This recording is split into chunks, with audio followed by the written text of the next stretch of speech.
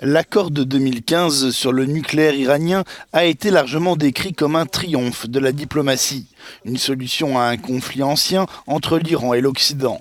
Mais l'administration Trump l'a tout de suite considéré comme vicié et était déterminée à retirer les États-Unis de ce traité. Lors du sommet du G7, le président américain a rappelé sa position. Nous avons passé un accord ridicule. Nous leur avons donné 150 milliards de dollars, 1,8 milliard en cash, et nous n'avons rien reçu. D'ailleurs, l'accord était à si court terme qu'il expire très vite. Avec un pays, vous ne faites pas un tel accord. Un pays, ça dure longtemps, et vous ne faites pas d'accord à court terme.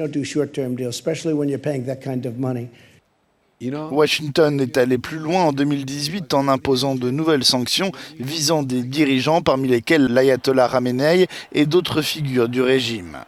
Ces sanctions visent aussi les puissants gardiens de la révolution et les entreprises qui leur sont liées.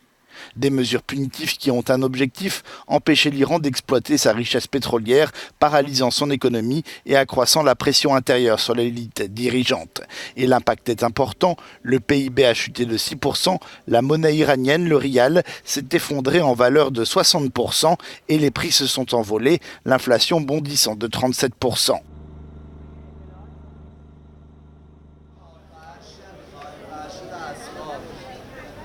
Comme pour les précédentes sanctions imposées à l'Iran, c'est la population qui paie le prix fort. Le coût de la vie monte en flèche, tout comme le taux de chômage.